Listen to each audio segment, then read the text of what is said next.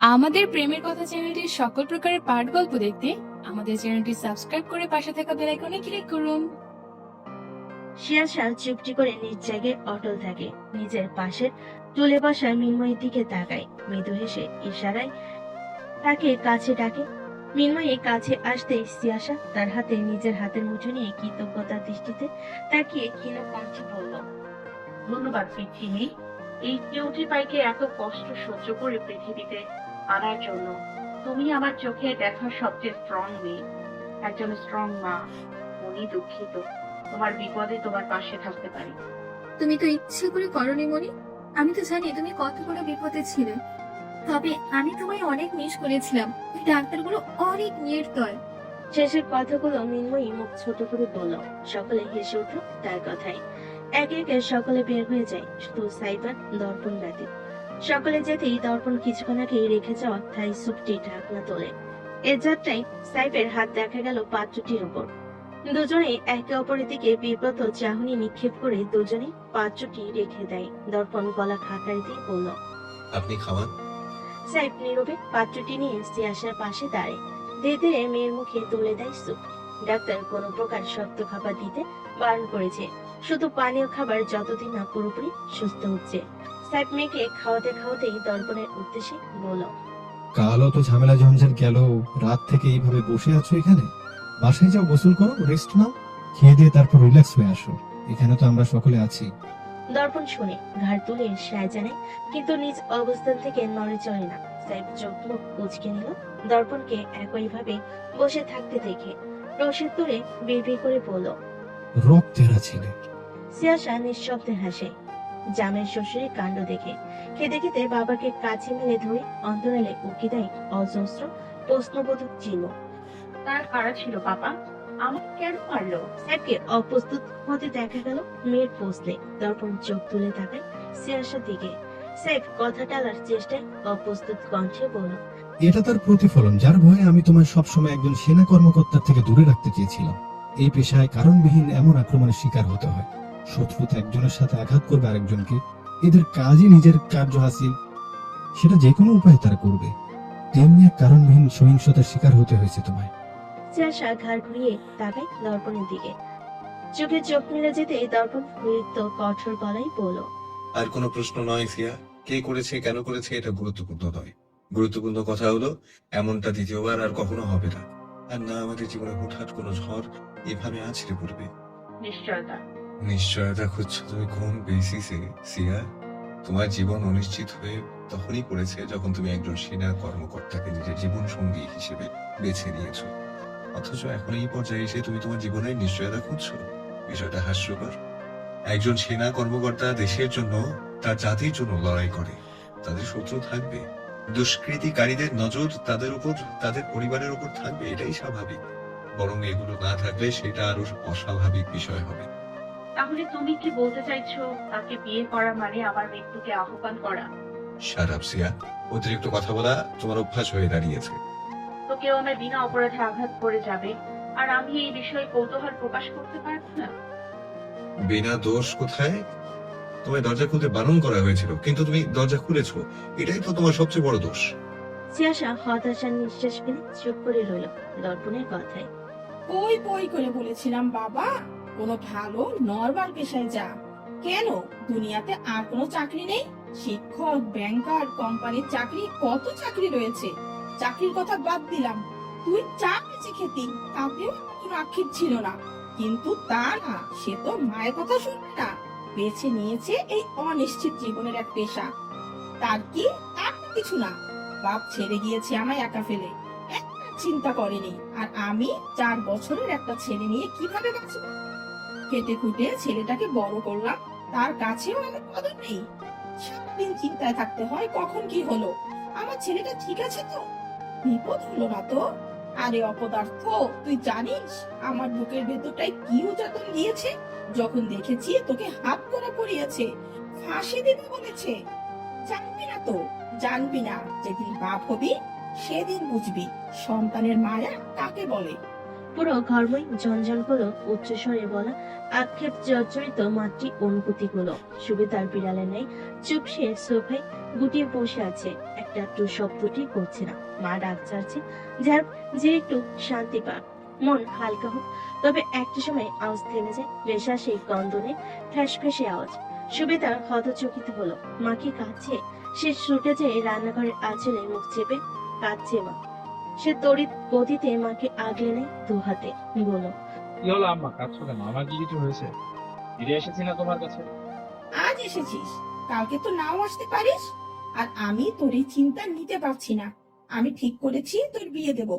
ঘরে বউ থাকলে ঘরে ফেরার টান থাকবে, মায়ের জন্য টান না থাকলেও বউর জন্য থাকে। আমি শীঘ্রই তোর জন্য বউ আনবো, আর তুই কোনো বারণ করতে পারবি না, এই আমি বলে দিলাম। কি হলো আম্মা, তুমি আছো বলে যেটুকু যা ঘরে এই ঘরে কোনো পিশাচিনী না থাকলে আমি আর কোনোদিন ঘর মুখব না। আমায় কি বেকুব পেয়েছো? পেয়েছে ওই ডাকনিদের ঘরে তুলবো, এই কথা আজ মুখে এনেছো, আর কোনোদিন আনবে না। আমি ভালো আছি তোমায়। সুবেদার মা অস্ত্রসুপ্ত নয়নে তাকে ছেলে দিকে। দিন দিন ছেলেটার বুদ্ধিশুদ্ধি কমছে না, এভাবে চলতে দেওয়া যায় না। সে থমথমে মুখে বলল দেখ সুবি, আমি আজ আছি কাল নেই, আমার পরে তোকে কে দেখে রাখবে? তুমি কোথায় যাবে আম্মা? আমার সাথে করে নিয়ে যাবে, আমিও দেবো। সুবেদারের মা শব্দ করে কেঁদে উঠল। এবার এই ছেলের মাথায় সমস্যা দেখা দিয়েছে। অনুভূতি, মৃত্যু, ভয়, ভালোবাসার কিছু দেখা যায় না এর মাঝে। সুবেদার অতিষ্ঠ ভঙ্গিতে তাকায় মায়ের দিকে। ভদ্রমহিলা কাঁদতে কাঁদতে বলল আমার এটা শেষ কথা সুবি, তুই বিয়ে করবি নয়তো আমার মরা মুখ দেখবি। আম্মা, আমি তোর কোন কথা শুনছি না। তোরা বাপ ছেলে কোনোদিন আমার কথা শুনেছিস যে আমি শুনবো? ভোগান্তি পোহাতে হয়তো আমার 32 বছরে বিধবা হয়েছি, সেই থেকে এই পর্যন্ত তোকে নিয়ে জীবন পার করা সহজ ছিল না। কত মানুষের কুপ্রস্তাবকে টেক্কা দিয়ে এই পর্যন্ত এসেছি তা তোর ধারণা নেই। এখন একটু শান্তি চাই। তোর চিন্তা আমি নিজের ঘাট থেকে নামিয়েই শান্তি পাবো। তারপর যদি আমি মরেও যাই আমার আক্ষেপ থাকবে না, তোর জন্য কোনো চিন্তা থাকবে না। আমি বিয়ে করলে তোমার সব চিন্তা দূর হয়ে যাবে। আমি আর মরবো না বিয়ে করলে। সব চিন্তা দূর হয়ে যাবে, তারপর আমি শান্তিতে মরতে পারবো। স্বার্থপর আম্মা, নিজের মরা রাস্তা ক্লিয়ার করার জন্য আমার চিন্তা অন্যের ঘরে চাপাতে চাইছো। সুবেদারের মা জবাব দেয় না, আঁচলে চোখ মুছতে মুছতে ঘরে চলে যায়। সুবেদার দীর্ঘশ্বাস ফেলে গ্যাসের চুলা বন্ধ করে নিজেও বেরিয়ে গেল রান্নাঘর থেকে। 2 দিন যেতে সিকান্দারের মেয়ের শরীরের অনেকটা পরিবর্তন পরিলক্ষিত হয়। শরীরে দুর্বলতা কমে বাচ্চাসুলভ আচরণ ফিরে আসে, খেলে হাসে, নাড়াচাড়া করে। তাই ডাক্তার রিলিজ দিয়ে দিয়েছে তাদের। সিকান্দার মেয়ে স্ত্রীকে নিয়ে বাড়িতে ফিরে আসে। নিজেদের ফ্ল্যাটের সামনে আসতেই আশমিতার চোখ যায় নতুন লাগানো সদর দরজাটির দিকে। অন্তরালের ভয় পুনরায় উজ্জীবিত হয়। মনে পড়ে সেই দুর্বিষহ দিনের কথা। প্রবল বেগে আতঙ্কিত হয়ে সিকান্দারের হাত খামচে ধরল সে। চাবির গোছা হাতে সিকান্দার চৌকিতে আশমিতার দিকে তাকায়। কি রয়েছি? এখানে একটা লোহার দরজা লাগিয়ে দিবেন। দুটো গেট লাগিয়ে দিব এখানে, ঠিক আছে? হ্যাঁ হ্যাঁ ঠিক আছে, এটা ভালো হবে, কেউ ভেঙে ঢুকতে পারবে না। সিকান্দার মাথা নেড়ে মামেকে ঘরে নিয়ে ঢুকে। পুরোটা দিন সিকান্দার ঘর থেকে বের হয়নি। অনেকদিন পর ঘরে আসে, অনেক কাজ জমে গিয়েছে, দুজনে মিলে সেগুলো করেছে। মেয়ে দেখাশোনা করে বিছানায় যেতে যেতে তাদের রাত 12টা বেজে দেয়। বিছানায় পিঠ এড়িয়ে দিতে সিকান্দারের ক্লান্ত দেহে ঘুম ভর করে, কিন্তু ছটফটে ভয় গেঁথে যাওয়া মনটি নিয়ে আশমিতা ঘুমাতে পারল না। এদিক ওদিক করতে করতে অনেকটা সময় পার হলো। ডিম লাইটের আলোয় তাকায় সিকান্দার আর তার মাঝে আরামে ঘুমিয়ে থাকা মেয়ের দিকে। পেট ভরে দুধ খেয়ে শান্তিতে ঘুমাচ্ছে, মুখে একটু প্রস্তুত হাসি ফুটে উঠল। জোরপূর্বকদের এই জীবনে অমূল্য এক পাওয়ার এই ছোট্ট প্রাণটি। একটা সময় আশমিতার চোখে ঘুম ভর করলো। কত রাত নিঘুম পার করেছে, তার ক্লান্তিতে আজ চোখে আপনা আপনি ঘুম ধরা দেয়। তবে অন্তকণে ভয় যেন সেই ঘুমকে গভীর করতে পারল না। দুঃস্বপ্ন একটু টোটা শব্দ হতে মেয়েটি ঘেমে উঠল। ভয়ের তাড়নায় ঘুম ভেঙে যায় তার। ডিম লাইটের আলোয় ঘেমে নিয়ে একাকার হয়ে উঠে বসে আশমিতা। হাসফুস করে আশেপাশে তাকায়। না, সে বিচ্ছিরি লোকগুলো তো নেই তার আশেপাশে, সে তো তার ঘরে আছে সিকান্দারের সাথে। তবে কেন এত ভয়? সে ঘাড় কাঁপ করে তাকায় বেঘরে ঘুমিয়ে থাকা সিকান্দারের দিকে। একটা বার ডাকবে কি যদি রাগ হয়?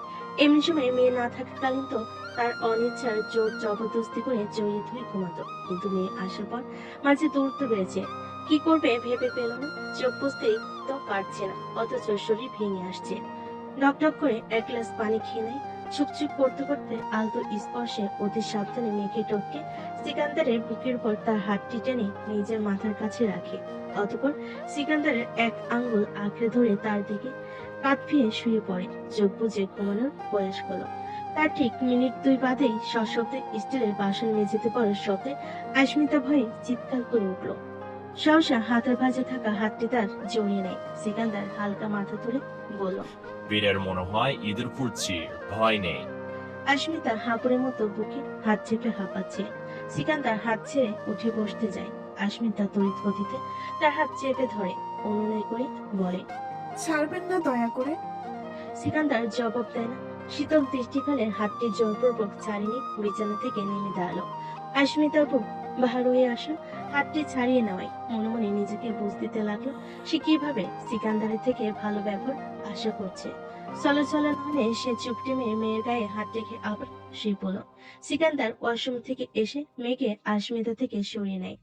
আস্মিতা ঘাড় উঁচিয়ে কৌতূহলী দৃষ্টিতে তাকায়। বিশাল আকৃতির এক গোলবালিশ বিছানার কিনারে রেখে মেয়েকে বিছানার কিনারে রাখলো সিকান্দার। আস্মিতাকে খানিক বিস্মিত করে সিকান্দার আস্মিতার পাশ ঘেঁষে শুয়ে পড়ে। দোয়াতে বুকে জড়িয়ে নেয় ভর্ত দেহটি। মাথায় হাত রেখে মিহি স্বরে বলল, এখন ঘুমাও, ভয় নেই। আস্মিতা কাঠ হয়ে সুরে প্রশস্ত বুকটি দিতে মাথায় হাত বুলিয়ে দিতে দিতে সিকান্দার পুনরায় শুধায়, এত ভয় পাচ্ছ কেন? আমি থাকলে ভয় লাগে? সেদিন তো আমার সামনে থেকে তোমায় নিয়ে গিয়েছিল, আমি কিছু করতে পারিনি। নিয়ে গেলেও আবার আপনি ফিরিয়ে আনবেন, যেভাবেই হোক না কেন আমি জানি। প্রবল আত্মবিশ্বাসী সেই নারী কণ্ঠে সিকান্দারের ওষ্ঠাধরি বিস্তৃত হয়ে গেল। আরো শক্ত করে জড়িয়ে নেয় মেলি বদনটি। দৃঢ় কণ্ঠে বলে, ঠিক বলেছ, যেখানে নিয়ে যাক না কেন ফিরিয়ে আনবো এই বকি। কেউ কেড়ে নিতে পারবে না তোমাকে আমার থেকে। শব্দ করতে ইস্তিয়াসাকে হাসপাতাল থেকে বাড়িতে আনা হয়। হাসপাতালের পরিবেশ থেকে ঘরের পরিবেশ বেশি অনুকূল মনে হলো দর্পণের কাছে। ঘরে থাকলে সে নিজের মতো টেক কেয়ার করতে পারবে। সাইফ হাসি খুশি হয় দর্পণের সিদ্ধান্তে। সে তখন প্রফুল্ল চিত্রে বলেছিল, হ্যাঁ হ্যাঁ, তুমি ঠিক বলেছো। হাসপাতালের থেকে বাড়িতে থাকলে সিয়াসা আরো তাড়াতাড়ি সুস্থ হয়ে উঠবে। সব ঠিক থাকলেও বিপত্তি বাঁধলো যখন দর্পণ জানালো সিয়াসা চৌধুরী নিবাসে নয়, সিয়াপর্ণে থাকবে। সাইফ কিং কর্তব্য বিমুখ তেতে উঠল সে। তোমার বাড়িতে কে আছে? কোনো মানুষ আছে? ওকে দেখবে কি? আমি একাই যথেষ্ট আপনার মেয়ের খেয়াল রাখার জন্য। সাইফ মানলো না, সে মানবে না। এখন কি নিজের মেয়েকে নিজের বাড়িতে নিতে হলে এই ছেলের অনুমতি নিতে হবে? তোমার ডিউটি আছে না? তুমি তো সারাদিন তোমার চাকরি করে বেরোবে, আর আমার মেয়েটা একা একা ঘরে থাকবে। ভুলে যেও না, সিয়া তোমার জন্য আজ এই অবস্থায় রয়েছে। আবার তোমার ওই বাড়িতে থাকলে আমার মেয়েটা সুস্থ তো হবেই না, বরং তোমার জন্য আরো অসুস্থ হয়ে পড়বে। ও ওই বাড়িতে যাবে না, ও আমার সাথে ওর নিজ বাড়িতে থাকবে। বিয়ের পর মেয়েদের শ্বশুর বাড়ি তার নিজের বাড়ি হয়। সে খারাপ হোক আর ভালো, তাকে সেখানেই থাকতে হবে। সিয়াসা চৌধুরী নিবাসে যাচ্ছে না, সে আমার সাথে সিয়াপর্ণে যাবে। আপনারা সকলে যখন চান তখন ওর কাছে আসতে পারেন। দাপনের তেরা কণ্ঠ, ও হাতছাড়া সে করবেই না। নিজের বইয়ের খেয়াল রাখা, তাকে সুস্থ করে তুলতে সে একাই যথেষ্ট। কোনো মানুষের প্রয়োজন নেই তার। হাসপাতালে কয়েক দফা বা পিতন্ডার শেষে দর্পণ সিয়াসাকে নিয়ে সিয়াপর্ণে ফিরে আসে। সত্যই অরুণোদয়ে মিঠা কিরণের আবির্ভাব ঘটেছে বিস্তীর্ণ মত্তধাম জুড়ে। শহরের কোলাহল মুক্ত তখন শহরটি। কোলাহলহীন পরিবেশে প্রাকৃতিক সৌন্দর্যরা একটু আশকারে পেল। পরিবেশে ফুরফুরে দূষণমুক্ত শীতল সমীরণে বারান্দার ঝুলন্ত গাছগুলো দোদুল্যমান। পাখির কিচিমিচির শব্দে মুখরিত ইমারত গুলো। প্রভাতের তখন 6:26। ডেটক্স ওয়াটার বোতল হাতে দর্পণ মাত্রই ঢুকলো নিজের কামরায়। উঠেছে অনেকক্ষণ, নামাজ পড়ে লিলিকে খাবার দিয়ে আধা ঘন্টা এক্সারসাইজ করেছে। হাতে এখন অনেক কাজ। লুকতে চোখ চেয়ে বিছানায় গুটিয়ে শুয়ে থাকা নারী অভয়ের দিকে। বিছানায় কিছুটা দ্রুত হাতে এসি বন্ধ করলো দর্পণ। বারান্দার পর্দা সরিয়ে থাই গ্লাসের শাটারটি টেনে খুলে দিল। মুহূর্তের ঘরময় আলোকিত হলো প্রাকৃতিক আলোয়। প্রভাতে মিষ্টি সমীরণে ছুঁয়ে গেল সিয়াসার ফ্যাকাশে হয়ে থাকা মুখটি। দর্পণ মৃদু হেসে এগিয়ে যায়, হাঁটু গেড়ে বসে সিয়াসার সামনে। মুখের ব্যান্ডেজ খোলা হয়েছে, এখন শুধু মাথার ব্যান্ডেজটা রয়েছে। আঘাত শুকাতে শুরু করেছে অনেকটা। চেহারাটাই অসুস্থতা লেপটে আছে, তবুও এই শুষ্ক ব্যথা তোর মুখটি বড্ড মোহনীয় লাগছে। হাতের বোতলটি রেখে বেডসাইড টেবিল থেকে থার্মোমিটার নিয়ে সে মুখের ভিতর ঢুকিয়ে দেয়। কিছুটা সময় পর সেটি বের করে সামনে তুলে ধরে। জ্বর কমে গিয়েছে, রাতে অনেকটা জ্বর ছিল। নিশ্চিন্ত হলো দর্পণ। আলগোছে গাল গলা ছুঁয়ে দেখে, মাথায় হাত রাখলো, বরং আবেশে ঘুমন্ত চোখ দুটোতে ঠোঁট ছুঁয়ে দেয়। পরপরই ফুলে রাখা ওই বিস্তৃত ওষ্ঠাধরে ঠোঁট ছুঁয়ে দেয়। কোচা কোচা দাড়ির স্পর্শ পেতে নাচি ঘুম ভেঙে যায় সিয়াশা। সেভাবেই ডান কাঁধে উভয়ে শুয়ে ভারী ঘুম জন চোখ দুটো মেলে তাকায় সিয়াশা। দর্পণ নির্নিমেষ প্রতিক্রিয়াহীন দৃষ্টি দেখে সে মৃদু এসে হাত বাড়িয়ে দর্পণের হাত আঁকড়ে ধরে, মিহি স্বরে শুধায়, উঠেছেন কখন? অনেকক্ষণ। তোমায় বিরক্ত করলাম, তুমি আর একটু ঘুমাও। আর আধ ঘন্টা ঘুমাতে পারবে, তারপরে নার্স আসবে তোমায় গোসল করাতে। এত সকালে কেন আসবে? সিয়াশা সপ্রতিভ চাহনিতে তাকিয়ে শোধায়। দর্পণ কিয়ৎকাল সময় নিল জবাবটি দিতে।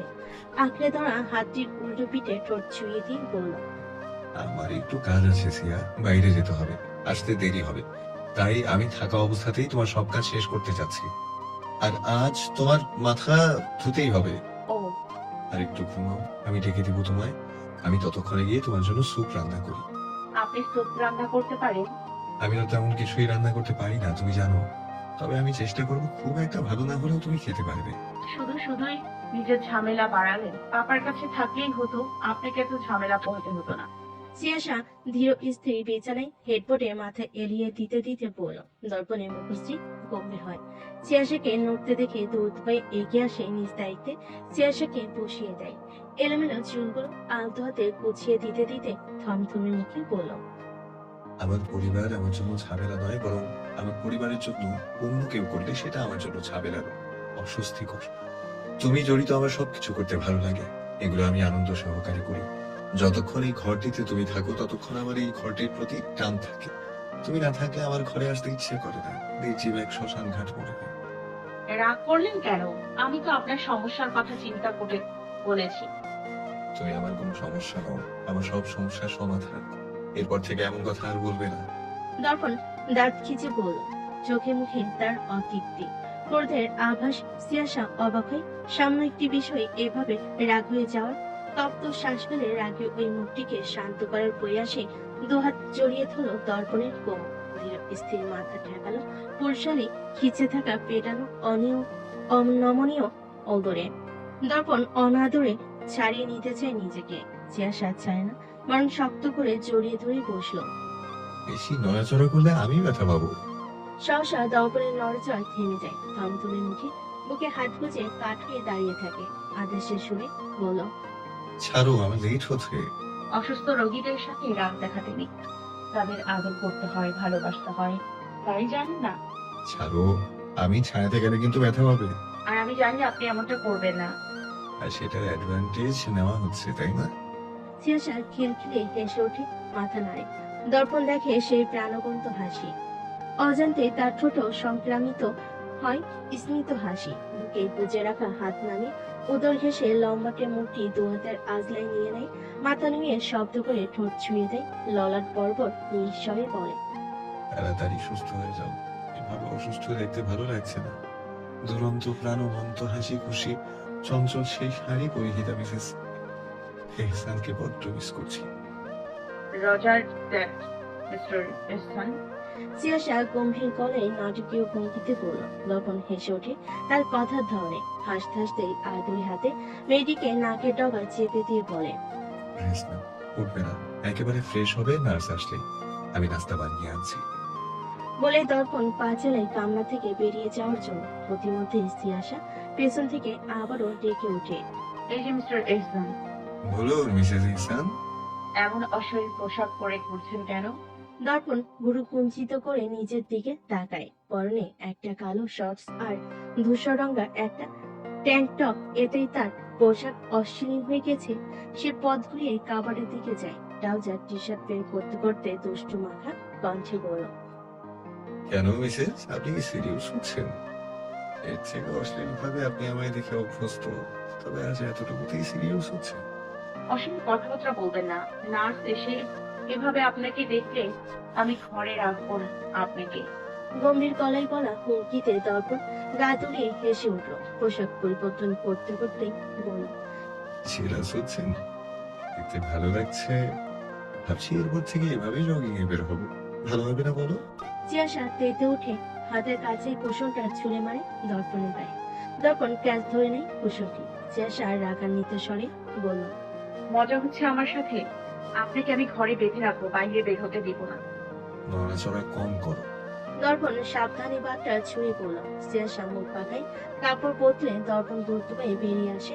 বেলা 11টার মধ্যে তাকে কোর্টে উপস্থিত থাকতে হবে। আর জেনারেল ইমামকে কোর্টে ওঠানো হবে। তার উপস্থিতি অত্যাবশ্যকীয়। এছাড়াও তার উপর গণহত্যার চার্জ রয়েছে, যেটা থেকে এখনো পুরোপুরি খালাস দেওয়া হয়নি তাকে। সেটাই মীমাংসা হবে আজ।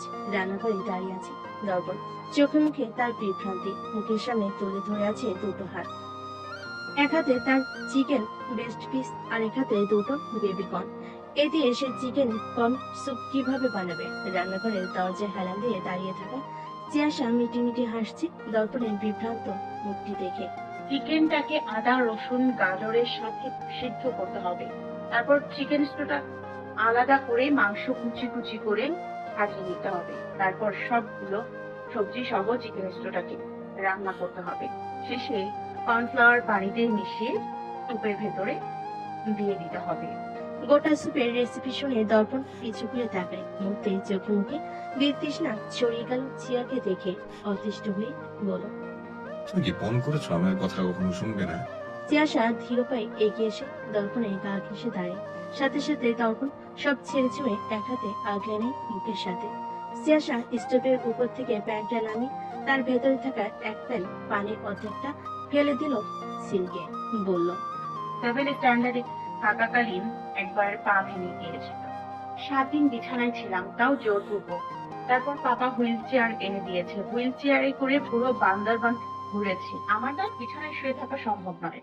এখন তো মাথার আঘাত অনেকটা শুকিয়ে গিয়েছে, তেমন একটা ব্যথাও নেই। পানিগুলো ফেলে কেন দিলে? যেই পানি দিয়েছিলেন তাতে পুরো ট্যান্টামেট স্যুপ খেতে পারবে। নিজের অবজ্ঞতায় বেশ রাগ হয় দর্পণে। স্ত্রীর অসুস্থ, অথচ সে একটু রান্না করেও খাওয়াতে পারছে না। মনে মনে ঠিক করল এরপর থেকে টুকিটাকি রান্নাটাও শিখে নেবে। সে টোল টেনে সিয়াসাকে বসিয়ে দেয়। আলতো হাতে দেহটাকে নিজের পেটের সাথে লেপটে নিয়ে বলল, তুমি একটু সব বলে বলে দাও, আমি 10 মিনিটের মাঝে রান্না করে ফেলছি। তোমার ওষুধ আছে, সেগুলো টাইমলি খেতে হবে। আগামীকাল তোমায় আমি বাড়িতে দিয়ে আসবো, এত কষ্ট করার দরকার নেই। সিয়াসা পুরোপুরি নাকচ করলো দর্পণের কথা। দুহাতে দর্পণের কোমর জড়িয়ে ধরে দৃঢ় কণ্ঠে বলল, আমি কোথাও যাব না, এখানেই থাকবো। আপনি যেভাবে রাখবেন সেভাবেই থাকবো। আমার কোনো কষ্ট হচ্ছে না, বরং ভালো লাগছে। ছোট থেকে পাপার আদর যত্ন পেয়ে আসছি, এখন বরের যত্ন চাই। আমি তো যত্নই করতে পারছি না। দর্পণ মুখ ছোট করে বলল। সিয়াসার ঘাড় কুচিয়ে মৃদু হেসে বলল, আমার লাখ কপাল, অনেক মেয়েরা এতটুকু পায় না। সেখানে আপনি তো আমায় পুতুলের মতো করে রাখছেন। তুমি কমফোর্টেবল? আমার একমাত্র কমফোর্ট জোন এই প্রশস্ত বুদ্ধি। এখানে আগলে রাখলেই হবে, আর কিছু লাগবে না। আদরে এক প্রভাত কাটায় দুজন কপত কপতি। যেখানে অদক্ষ হাতের ওই যত্ন সিয়াসা হাসি মুখে উপভোগ করলেও দর্পণের কথায় তার মন খারাপ হয়ে যায়।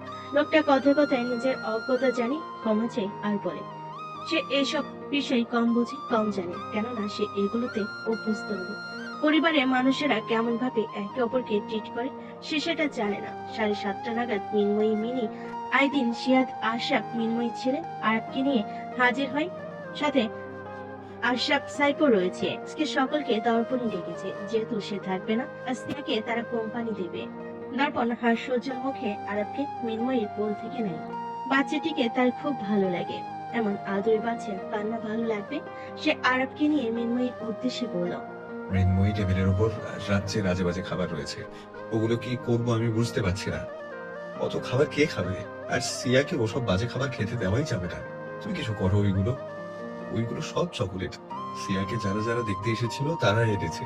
দর্পণের কথায় মিনময়ী তস্ত্র পায়ে হেঁটে যায় ডাইনিং টেবিলের কাছে। এক একে সব খাবার খুলে দেখে বোকা বোকা হেসে দর্পণের দিকে তাকায়। এগুলো সব মনির প্রিয় খাবার, কিন্তু দর্পণ খেতে দেবে না তাকে। সে দর্পণকে বলল, এগুলো সব মনির আর বাচ্চাদের পছন্দের খাবার, আমি না হয় এগুলো বাচ্চাদের দিয়ে দিব। সেটাই করো, কিন্তু সিয়াকে ধরতে দেবে না। ও এগুলো খেয়ে পেট ভরে থাকে, ভাত খায় না। দর্পণ মৃদু হেসে বলল, গতকাল কোত্থেকে যেন বারে বারে বহু মানুষ আসে সিয়াশাকে দেখতে। কেউ ওজানি পাড়াতো, কেউ মারমা বাজার, তো জয়নব চাচি আর তার সঙ্গী সাথীরা। তার ঢের অবগত সিয়াশার পছন্দ অপছন্দ। অবাক করার বিষয় হলো, একজনে মশলা পানও এনেছে সিয়াশার জন্য। তার চোখ কপালে উঠে যায় সেটি দেখে। একে তো মাথার সমস্যা, উপরন্ত এইসব খাবার। সে তৎক্ষণাৎ সেই পানগুলো দারুণ চাচিকে দিয়ে আসে। সিয়াশার চোখে মুখে উপচে পড়া উৎফুল্লতা। সে চোখ বড় বড় করে একবার মামুর দিকে, আরেকবার তার সামনে রাখা টি শার্ট গুলোর দিকে তাকাচ্ছে। মামু তার জন্য গুনে গুনে 12টা টি শার্ট এনেছে। সে আলাদে গদগদ হয়ে বলল, ও মামু, ইউ আর দ্য বেস্ট মামু। ভাগ্নের মুখে হাসি দেখে আশেপে খুশি দেখে কে। সেও প্রফুল্ল চিত্তে বলল, তুই খুশি হয়েছিস? মামু তোর জন্য আরো কিনে আনবে। আচ্ছা মামু। সিয়াশা হাসি মুখে বলল। সাইড স্মিত হেসে মেয়ের মাথায় হাত বুলিয়ে দেয়। এসে থেকে বুকে আগলে রেখেছে। নার্স আসতেই দর্পণ তাকে নিয়ে নিজের ঘরে ঢোকে। সাইড মেয়ের পাশে বসেছিল। দর্পণ তাকে বিনম্র তার সাথে বলল, স্যার, সিয়ার গোসলের সময় হয়েছে। সাইফের চোখে মুখে বিতৃষ্ণা ছেয়ে যায় দর্পণের কথায়। মূলত কথা নেই, সম্বোধ নেই। কিভাবে তাকে অসম্মান করছে স্যার ডেকে। তাকে বাবু বলে ডাকলে কি তেরা রক সোজা হয়ে যাবে? মনে বেশ খুব জন্মালো। সাইফ প্রকাশ করে না, মেয়ের হাত ছেড়ে উঠে দাঁড়ায়। বিগত 7 দিনে সিয়াশাকে গোসল করানো, মাথা ভেজানো হয়নি। চিকিৎসার সময় একবার রক্তগুলো ধোয়া হয়েছিল, এরপর আর পানি লাগানো হয়নি। ফলে স্মৃতিতে পুনঃপশ্চাৎ বের হওয়া রক্ত, রস আর ওষুধের মিশ্রণে চুলগুলো দলা পাকিয়ে বাজে অবস্থা হয়ে গিয়েছে, যেগুলো দক্ষ কোনো কারিগর ছাড়া পরিষ্কার করার কথা কেউ চিন্তা করতে পারে না। তাই নার্সটিকে আনা হয়েছে। সে চেয়ার আঘাতের জায়গা বুঝে তাকে সাহায্য করতে পারবে। নার্সকে বাইরে রেখে সিয়াশাকে বাথরুমে নিয়ে যায় দর্পণ।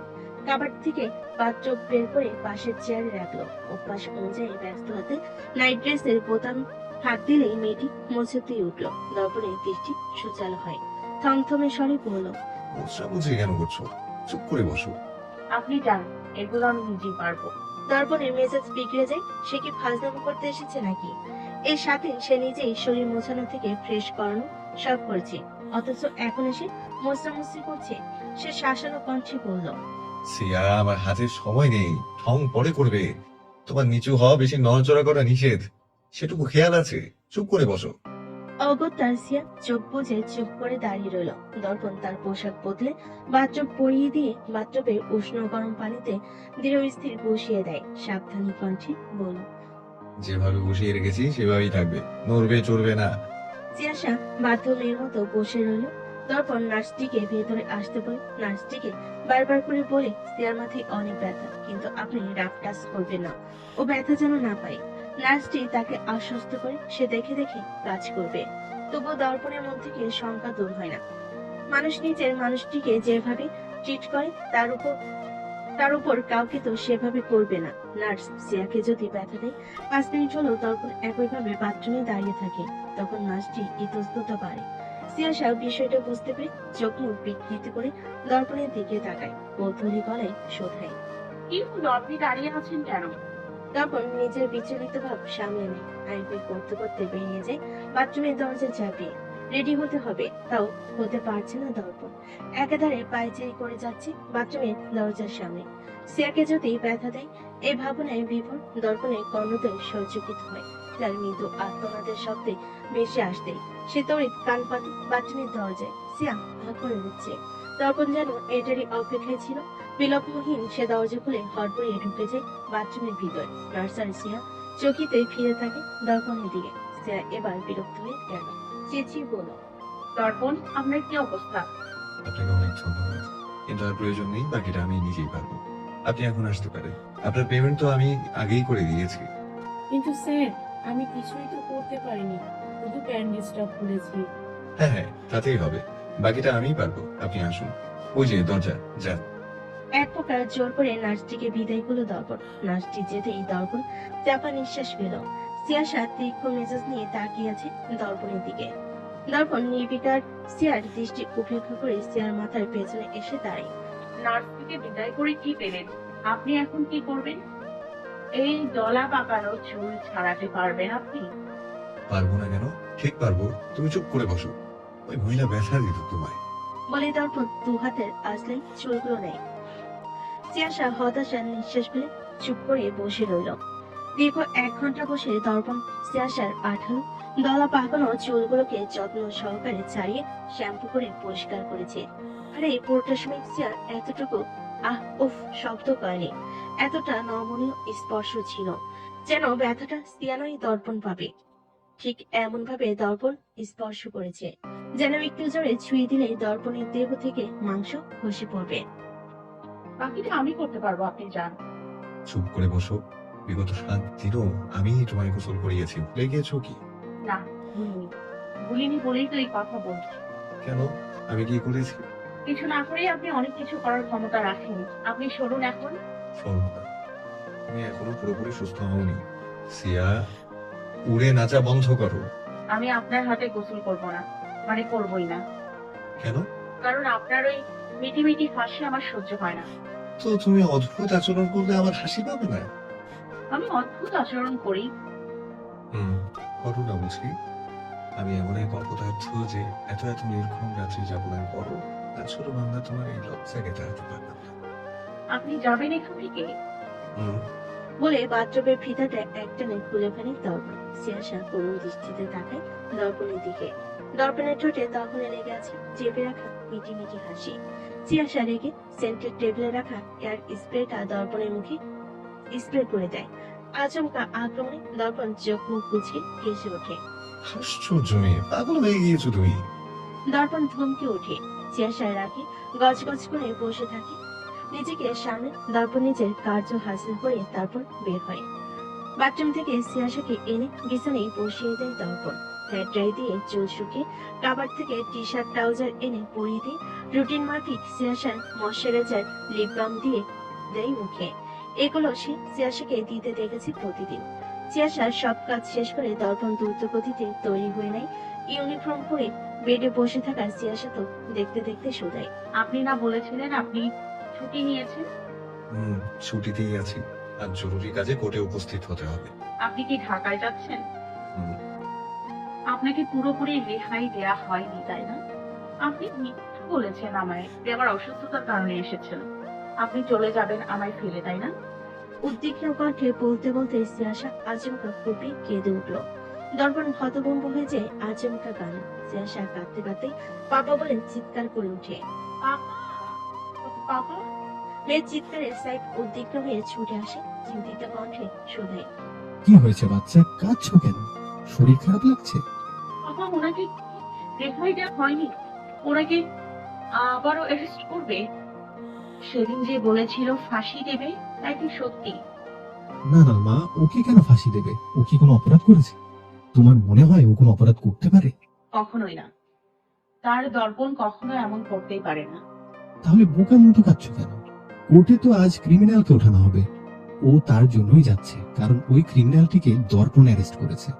বাবার কথায় সিয়াশার কান্নার গতিবেগ থামলো, তবে অত্যাধিক পরিমাণে উত্তেজিত হয়ে যাওয়ার কারণে মুহূর্তে তার শরীর খারাপ হয়ে আসে। সে মাথা জাগিয়ে রাখতে পারে না। পূর্ণ পশ্চাৎ কেঁদে উঠে মাথা আঁকড়ে। দর্পণ ত্যক্ত নিঃশ্বাস ফেলে সেদিকে তাকিয়ে রইল। কোনো কিছুই অতিরিক্ত ভালো নাই, হোক সেটা ভালোবাসা, ঘৃণা কিংবা রাগ। কারণ অতিরিক্ত সবকিছুই ফলাফল অসন্তোষ, অতৃপ্তির হয়। তাদের এই অতিরিক্ত ভালোবাসার ফলাফল কি? তবে অতৃপ্তির হবে। অযথাই ঘনক এক প্রশ্ন হানা দেয় দর্পণের মনে। এমনটা হলে যে তারা দুজনই শেষ হয়ে যাবে। সুবেদার ইউনিফর্ম পরে ছুকছুক করে ডাইনিং টেবিলের দিকে এগিয়ে যায়। মা একা একা চুপচাপ নাস্তা করছে। বিগত 1 সপ্তাহ মা তার সাথে কোনরূপ কথা বলেনি। মনটা তার বড্ড অশান্ত। পৃথিবীতে এই মা ছাড়া তার আর কেউ নেই। তার থেকে দূরত্ব বাড়লে সে কোথায় যাবে? সে নীরবে গিয়ে মায়ের পাশে প্লেট উল্টে বসলো। গলা খাকারে দিয়ে মায়ের মনোযোগ আকর্ষণে প্রয়াস করলো, কিন্তু মা নির্লিপ্ত গম্ভীর হয়ে খেয়ে যাচ্ছে। সে রুটি প্লেটে তুলে নিতে নিতে বলল, কিছু ইমার্জেন্সি কাজের জন্য ঢাকায় যাচ্ছে আম্মা, আসতে রাত হবে। সুবেদারের মায়ের হাত থেমে যায়, তবু কথা বলে না। সুবেদার হতাশ হলো মায়ের কোনো জবাব না পেয়ে মনির মুখে খেতে শুরু করলো। ক্ষণকাল বাদ ভদ্রমহিলা মুখ খুলল। কেমন মেয়ে পছন্দ? মায়ের প্রশ্নে সুবেদারের মুখে হাসি ফুটে উঠল। হাসি মুখে বলল। কোনো মেয়ে পছন্দ না। সুবেদার মা ভুরু কুচকে যায়, চরম কৌতূহলী গলায় ইতস্তত ভঙ্গিতে জিজ্ঞাসা করে। তবে কি সমকামী? আচমকাই সুবেদারের গলার খাবার আটকে যায়, সে খুটখুট করে কেসে উঠল। এতটাই কাশতে লাগলো যে তার চোখে মুখে পানি এসে গিয়েছে। সুবেদার মা তড়িৎ গতিতে পিঠ চাপড় দিয়ে পানি এগিয়ে দিল। সেটি খেয়ে মিনিট দুই চুপ করে বসতে সুবেদারের সুস্থতা অনুভব করলো। একটু ভালো লাগাই সুবেদার তেতে উঠলো মায়ের উপর। ছি আম্মা, এসব কি কথা?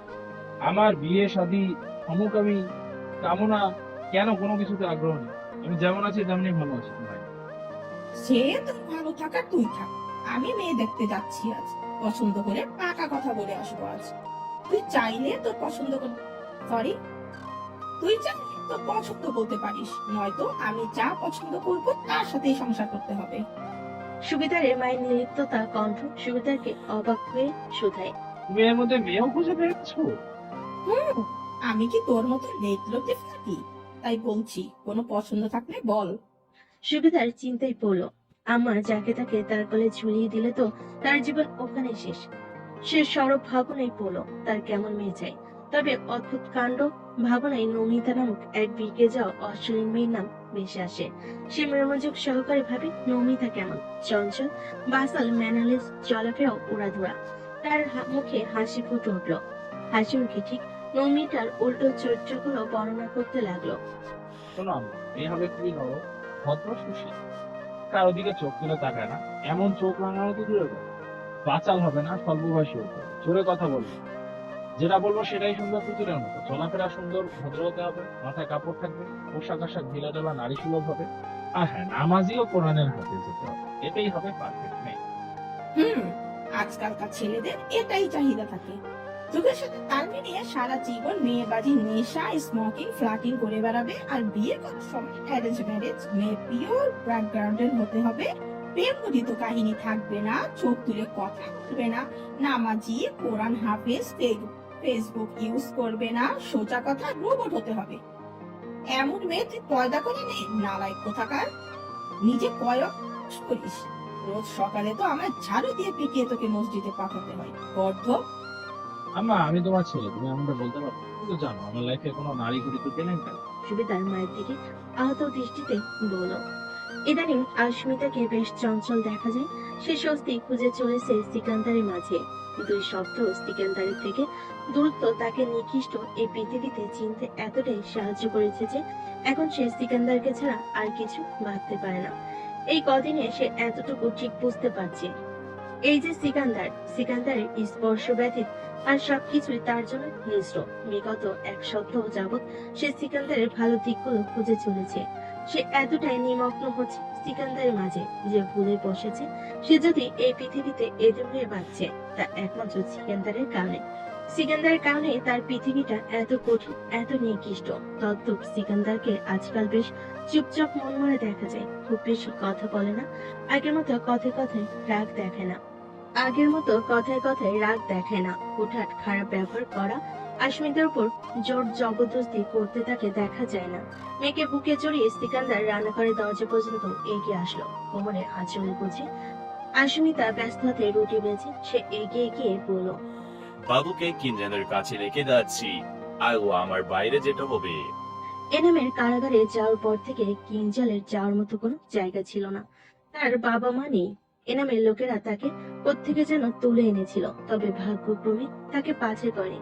তখন ঘরের কাজের লোকের বড় প্রয়োজনীয়তা ছিল, তাই আশমিতার একা থাকতে ভয়ের পাওয়ার কারণে সিকান্দার কিঞ্জালকে নিয়ে আসে এখানে। কিঞ্জালের থাকার জায়গা হবে, তাতে আশমিতার একটা সঙ্গীও হবে। আশমিতার চোখ তুলে তাকায় সিকান্দারের দিকে, পরপরই চোখ নামে নম্র অনবস্ত কণ্ঠে বলল। এত সকালে কোথায় যাবেন?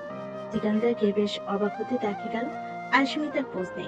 আগে তো কখনো আশমিতা এমন বৌদের মতো অধিকার বোধ নিয়ে জিজ্ঞাসাবাদ করেনি সে কোথায় যাচ্ছে, কি করছে। অবাকের রেশ দ্রুত কাটিয়ে বলে উঠল। পাস খুঁজতে যাচ্ছি, কেন কাজ খুঁজতে যাবেন কেন? আপনার আগের কাজে কি হয়েছে? আশমিতা রুটি বেলা ছেড়ে কৌতূহলী গলায় জিজ্ঞেস করলো। সিকান্দারের দৃষ্টি চঞ্চল হয়, নিজেকে কেমন অদ্ভুত লাগে ইদানিং। আগে সেই সিকান্দারের তো কোনো ইতস্ততা, জড়তা, চক্ষু লজ্জা, কারোর পরকারা এসব ছিল না। কিন্তু এখন কেমন যেন আপনা আপনি জড়তা কাজ করে, নিজেকে কোনো হাসির পাত্র মনে হয়। সে এলোমেলো দৃষ্টি ফেলে জড়তা নিয়ে ছটফটে কণ্ঠে বলল। আমি আর ওইসব কাজ করবো না আয়ু। মানে? আশমিতার বিস্মিত কণ্ঠস্বর, এটা যেন আরো অস্বস্তি বাড়ল সিকান্দারের। আমি যার হয়ে কাজ করতাম তাকে সেনাবাহিনীরা আটক করেছি। আপনাকে নেয়নি? কেন, নিলে খুশি হতে? সিকান্দার প্রগলভ কণ্ঠে শুধায়। জানতে বড্ড ইচ্ছে হলো আশমিতার আকাঙ্ক্ষা। পেটে খুব খুশি হতো বোধহয়। আশমিতা থতমত খেয়ে যায়। তড়িৎ দৃষ্টি চুরি করে কড়াই থেকে রুটিটা নামি প্লেটে দিয়ে বলে। নাস্তা করে যান, আমার রান্না শেষ প্রায়। সিকান্দারের মুখে আলতো হাসি ফুটে উঠল। আশমিতা নাস্তা খেতে বলে। মুখে আলতো হাসি বিদ্যমান থাকলেও অন্তরালে খুশির জ্বর বয়ে গেল। আশমিতা কখনো তার দিকে খেয়াল নেয়নি।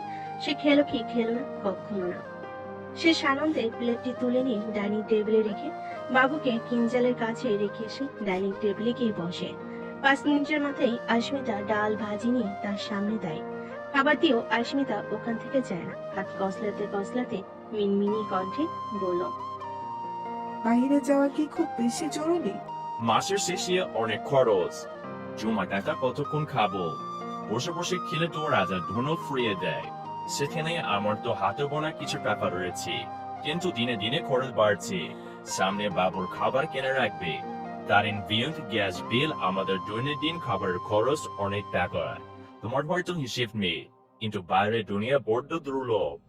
বলার মতো আর কিছু পেল না আশমিতা। সত্যি তো, একটা সংসার তো অনেক খরচ, তার সেই বিষয়ে ধারণা নেই। এই বাড়িটার সিকান্দার নিজস্ব হলো, বাড়িতে আরো অনেক খরচ রয়েছে, কিন্তু তার যে মন থেকে এখনো ভয় যায়নি। সিকান্দার তার কথা মতো 2টো দরজা লাগিয়ে দিয়েছে, একটা গেট একটা দরজা, তবু তার মন মানে না। তোমার ভয় নেই এখন, আর কেউ তোমার দিকে কোনো নারীর দিকে চোখ দেওয়ার সাহস পাবে না। সকলকে আইনের আওতায় আনা হয়েছে। যতবার এমন সন্ত্রাসী বাদিতা বাড়বে, ততবারই কেউ না কেউ দেবদূত হয়ে হাজির হবে এগুলো নিরসনের জন্য। সৃষ্টিকর্তার উপর ভরসা রাখো। আশমিতা মাথা নেড়ে সায় জানায়। ধীরে স্থির পা বাড়ে রান্নাঘরের দিকে। সৃষ্টিকর্তার কথা বলতে সিকান্দারের মাথায় আসলো, সে কাউকে এতটাই জোর জবরদস্তি করেছে যে কারোর ধর্মে হস্তক্ষেপ করতে পিছুপা হয়নি। সে আশমিতাকে ডেকে বলল। আয়ু, হুম। তুমি তোমার ধর্ম পালন করতে পারো, আমার কোনো সমস্যা নেই। তুমি তোমার ধর্ম পালন করবে, আমি আমার ধর্ম পালন করব। আর বাবু বড় হলে যেটা ইচ্ছে সেই ধর্ম পালন করবে। তোমার কি কি প্রয়োজন আমি একটা লিস্ট বানিয়ে দাও, আমি নিয়ে আসছি। ছোট্ট একটা মন্দির আর তুলসী গাছ লাগবে, তাই না? ঘরের ভিতরে রাখার জন্য। আমি দেখেছিলাম একটা ঘরে। আশমিতা অবাক মানে দেখে যাচ্ছে সড়ক বলতে যাও অভাবনীয় এক সিকান্দারকে। এতক্ষণ ভাবতো সঙ্গী সাথীদের ধরে নিয়ে গিয়েছি, তাই হয়তো এত চুপচাপ। কিন্তু সিকান্দার কি সত্যিই বদলে গিয়েছে? আর কোনো পাপ করবে না? সে নীরবে আবার রান্নাঘরের পথ ধরে। সিকান্দার পুনরায় পেছন থেকে ডেকে ওঠে শোধাই। কি হলো, বললে না তো কি কি লাগবে? কিচ্ছু লাগবে না। কেন? আমি তো দেখেছি পুজোতে দিতে অনেক কিছু লাগে। ধর্ম কি আপনার কাছে কোনো ছেলে খেলা সিকান্দার? আজ আপনি আমায় জোরপূর্বক এক ধর্ম পালন করতে বাধ্য করবেন, আমি করব। কাল আবার বলবেন অন্য ধর্ম পালন করতে, আমি করব। ধর্ম কি এতটাই হালকা একটা অনুভূতি? প্রতিটা ধর্মের নিজ নিজ অবস্থান, নিজস্ব সৌন্দর্য, মান মর্যাদা রয়েছে। আমার ধর্মের মান মর্যাদা আপনি বছর কয়েক আগেই নষ্ট করে দিয়েছেন। এখন এই ধর্মটাকে আর ছোট করবেন না সিকান্দার। আমার একাকী বিভৎস বিদ্যুটে ভয়ঙ্কর দিনগুলোতে জোরপূর্বক চাপিয়ে দেওয়া এই ধর্মটি অনেক শাস্তি দিয়েছে। ওটাতে অভ্যস্ত হয়ে গিয়েছি। জায়নামাজে বসলে যেটুকু শান্তি পাই তা দুনিয়ার কোথাও পাই না। বলে আশমিতা গটগট করে রান্নাঘরে ঢুকে যায়। সিকান্দার হতবাক হয়ে যায় তার কথায়। হ্যাঁ, জোরপূর্বক চাপিয়ে দিয়েছিল নিজের ধর্ম আশমিতার উপর। জোরপূর্বক নামাজ পড়া শিখিয়েছে, কোরআন তিলাওয়াত শিখিয়েছে, তবে কখনো ভাবতে পারিনি জোরপূর্বকের এই জীবনের আশমিতা নিজেকে অভ্যস্ত করে নেবে। কিছুটা বোঝা নেমে যায় সিকান্দারের মাথা থেকে। খাবার খেয়ে বের হয় জৈবিক চাহিদা নিবারণের জন্য কাজ খুঁজতে। মেয়ের ভবিষ্যৎকে শঙ্কিত হতে দেবে না সে। তার আর আশমিতার জীবন যেভাবে যাক না কেন, মেয়েকে সে মানুষের মতো মানুষ করবে। কোর্টের আদেশ মোতাবেক জেনারেল এনামের পুরো জীবনবৃত্তিকার খতিয়ে দেখা হয়। একাধিক নামের পাসপোর্ট, বিভিন্ন উচ্চপদস্থ কর্মকর্তাদের স্কাউন্ডাল ভিডিও, যা দিয়ে সে ব্ল্যাকমেল করত, সকলের মুখ বন্ধ রাখত, নিজের কার্য হাসিল করত। এছাড়াও রাজ্য রাজকোষ থেকে টাকা সরানো, অবৈধ পথে টাকা উপার্জন, স্মাগলিং, মাদক সাপ্লাই, দেশের 4টি বিভাগে 20 লাখের 4টি মাদকের ফ্যাক্টরি চালানো, নারী পাচার, শিশু অঙ্গ প্রত্যঙ্গ বিক্রি, জালিয়াতি করে বহুত ধন সম্পদ করে তোলা, এমন কোনো অপরাধ নেই যা সে করেনি। ওই সকল কিছুর প্রমাণ উদ্ধার করেছে সেনাবাহিনীরা। তবে দুর্ভাগ্যবশত আশার সেই বিভৎস মৃত্যুর দৃশ্য প্রকাশিত হয়ে যায় অনুসন্ধানকারী সেনা কর্মকর্তাদের মাঝে, যেটা দর্পণ কখনোই চাইতো না। আরো কত লাঞ্ছিত হতে হবে একজন মৃত মানুষকে। এনাম ধরা পড়ে যাওয়ার পর সাইদ তার কাছে সে অনুরোধ করেছিল আশার ওই ভিডিও যেন কোনোভাবেই সেনাবাহিনীর অভ্যন্তরীণে প্রকাশ না হয়। সে পারল না সাইফের অনুরোধ রাখতে। সিয়াসার অসুস্থতার কারণেই সে পরিপূর্ণ মনোযোগ হতে পারেনি এই বিষয়ে। তবে এটা শুধু অভ্যন্তরীণ কর্মকর্তাদের মাঝেই সীমাবদ্ধ ছিল, বাইরে লিক হতে দেয়নি দর্পণ। তার আগে ওই ভিডিও সব কপি সে মুছে ফেলেছে। তবে সেই দৃশ্য দেখার পর থেকে সকল সেনা কর্মকর্তারা ক্ষিপ্ত হয়ে ওঠে। যখনই তারা ওখানে নিজের স্ত্রী বোনকে ভাবে, তারা দৃঢ় প্রত্যয় নিয়ে কোর্টে হাজির হয়।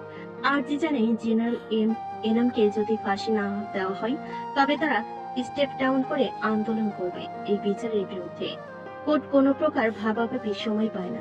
দুবাই ক্রাইম ট্রাইব্যুনাল এজেন্ট সহ সেনা কর্মকর্তাদের পেশ করা প্রমাণ খতিয়ে দেখে, বিনা দ্বিধায় ফাঁসির আদেশ দিতে বাধ্য হয়। আর এনাম ক্ষমতা শূন্য, পুরো পৃথিবী তার বিরুদ্ধে, কিছু করার মতো থাকে না। পরপর 5টি গাড়ির সাই করে রাস্তায় ধুলো উড়িয়ে চলে যাচ্ছে। 4 নম্বর গাড়িটি কিছু দূর যেতেই গতিস্রোত হয়, পিছু পড়ে যায়। বেশ শুনশান রাস্তা। ড্রাইভিং সিটে বসা দিলজার কৌতূহলী হয়ে নিজের পাশে বসা দর্পণকে জিজ্ঞাসা করে, স্যার কোনো সমস্যা? ন্যাচারাল কজ দিলজার সাহেব। ও okay sir, go please. Diljar বিনীত ভঙ্গিতে মাথা নেড়ে বলল।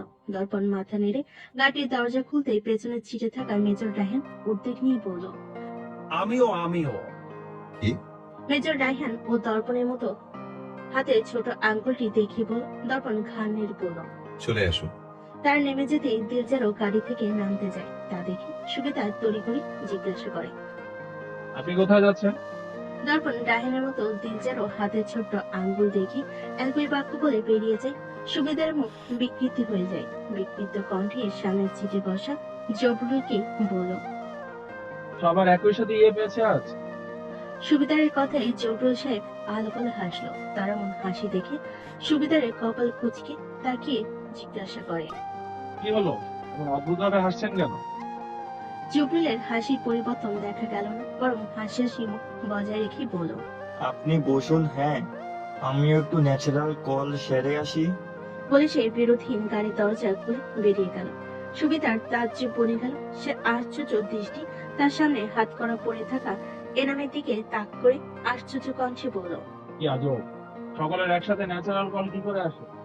এনাম জবাব দেয় না, শুধু রোষরাগ নিয়ে দৃষ্টি নিক্ষেপ করে যায় সুবিধার দিকে। সুবিধার জবাব না পেয়ে বিকৃত মেজাজে চুপ করে বসে রইল। তবে মিনিট 2 যেতেই হুট করে সে ন্যাচারাল কলের প্রবল বেশ অনুভব হলো। সে তড়িৎ গতিতে নিজের প্রধান অঙ্গ চেপে ধরল। চোখে মুখে তার বিস্ময়। একই ন্যাচারাল কলও কি সংক্রামিত হয় নাকি? সে 1 মিনিট দাঁতে দাঁত চেপে বসে রইল। মিনিট যেতেই আর পারল না। সে অস্থির পানে তাকে অদূরে রাস্তার পাশে লাইন ধরে দাঁড়িয়ে থাকা দর্পণ, রায়হান, দিলজার, জবরুলের দিকে।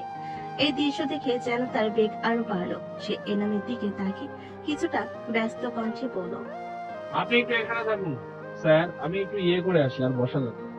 পরপরই আবার তীব্র নিন্দা জানিয়ে বলল, ছি, আমি স্যার বলছি না আপনাকে, সরি। হ্যাঁ, আমার ভুলে গেছি, শুধু একটা বাস, তাই বাসটা এখানে থাক, বুঝলি? আমি একটু ইয়ে এসে যাই, প্রচুর চেপেছি। বলবি না কিন্তু এখান থেকে।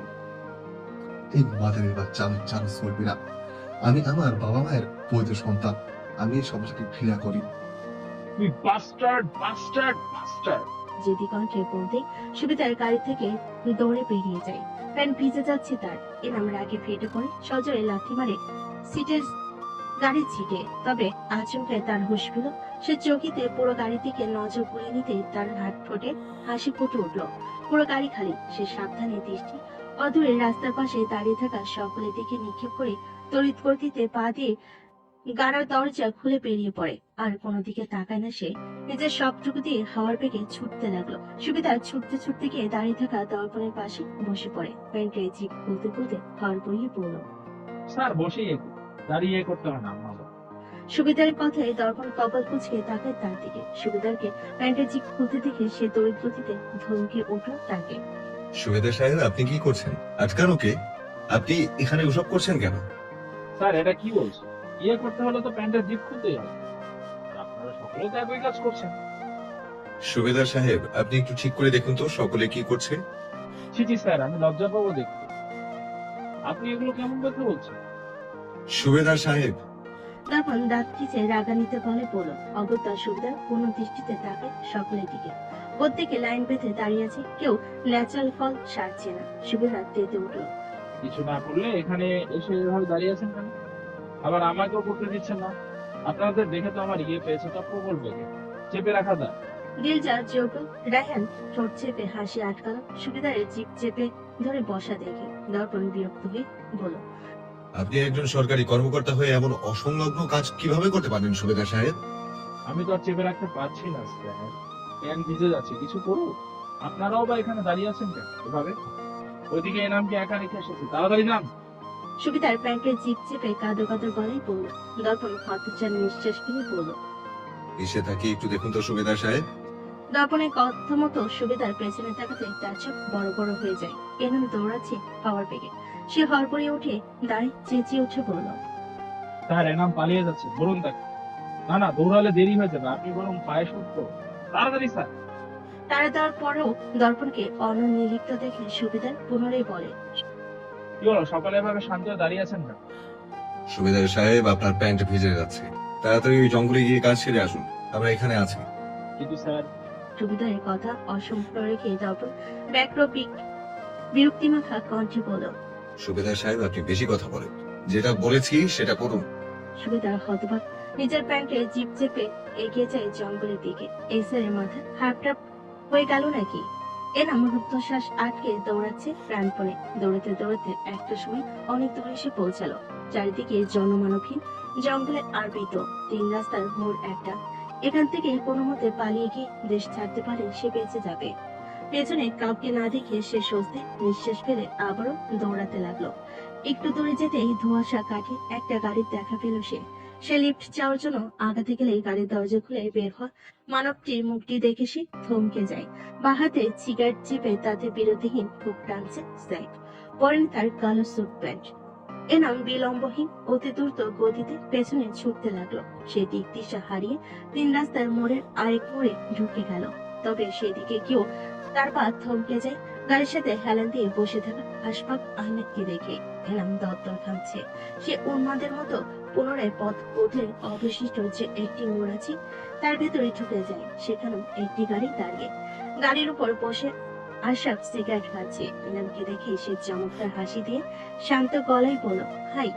এনাম অস্থির চিত্তে 3 রাস্তার মোড়ে 3 জনকে দেখছে। পুনরায় পথ বদলে দৌড়ে সে আগের পথ ধরে যেই পথে সে এসেছিল। তবে ভাগ্য যেন আচার এনামের অনুকূলে নেই। যেদিকে যাচ্ছে সেদিকে শুধু মৃত্যু। ওই তো একটু দূরেই মেজর ওয়ালিউল্লাহ পকেটে হাত গুজে দাঁড়িয়ে আছে।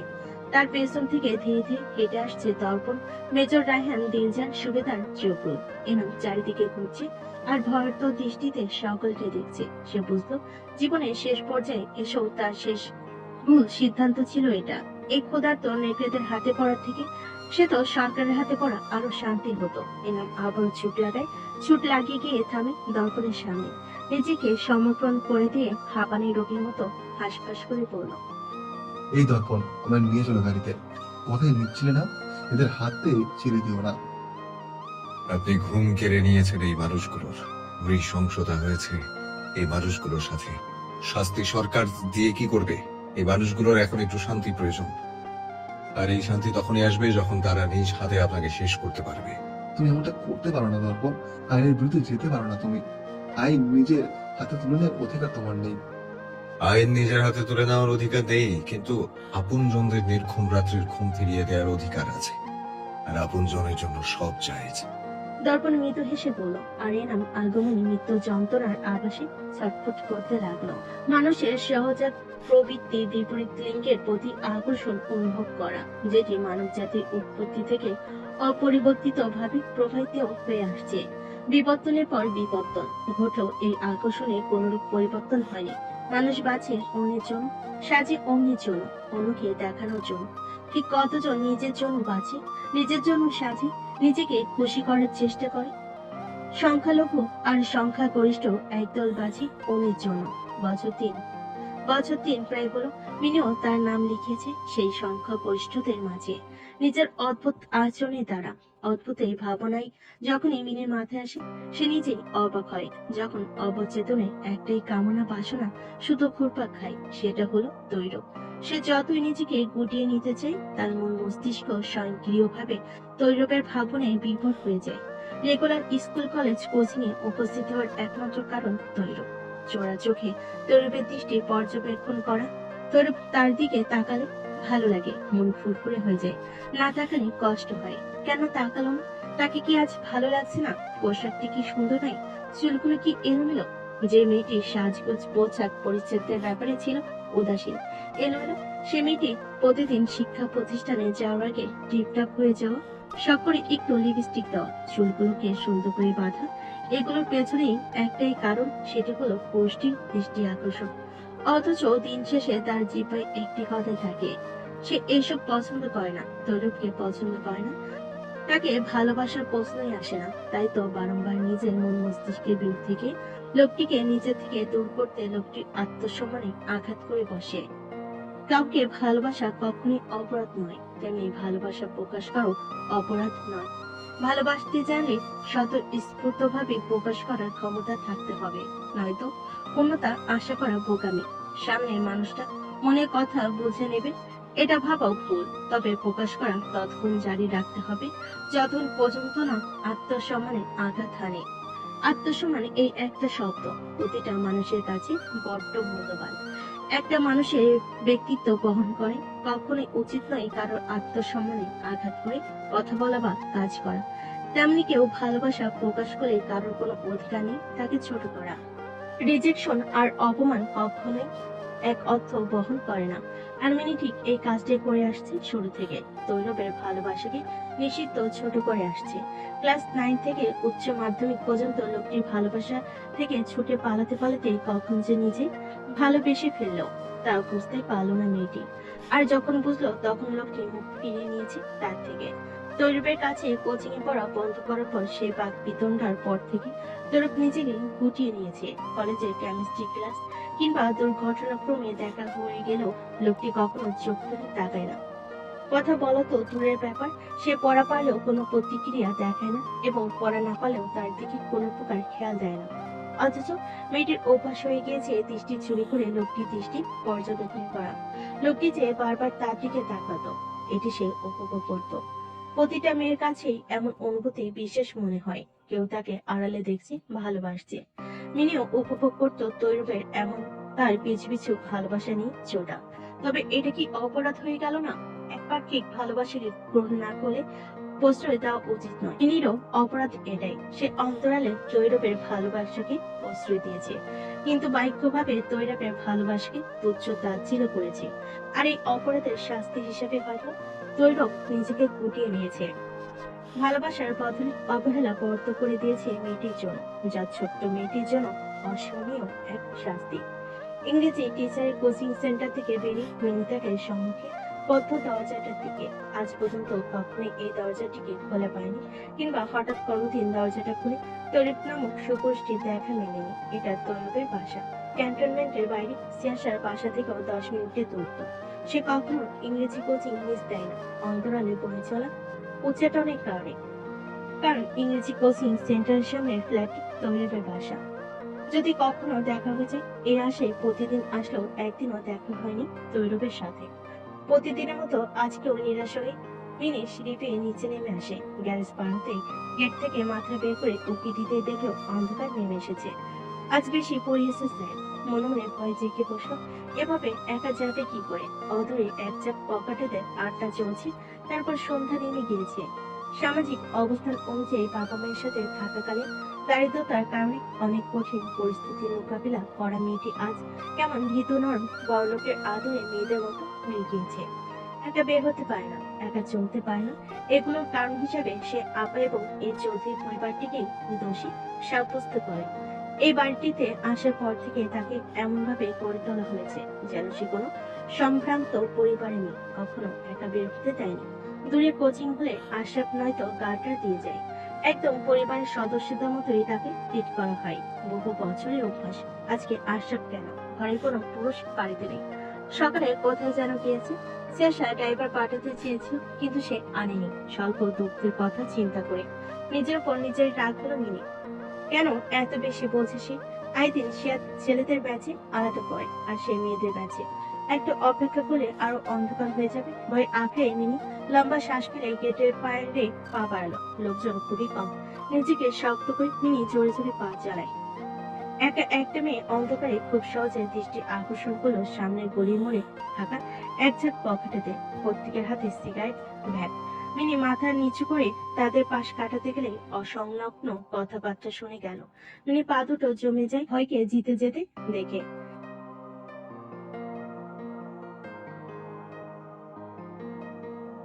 একটা বখাটে ফিসলে হেসে বলল, সাথে সাথে পাশে থাকা সঙ্গী সাথীরা হই হই করে উঠল। মিনের ঘাম ঝরে গেল ভয়ে। হ্যাঁ, এটা তো জিজ্ঞেস করছিস কেন? আয়, আমি তোর হাত পা দুটো ভেঙে লকআপে ঢুকিয়ে আসি।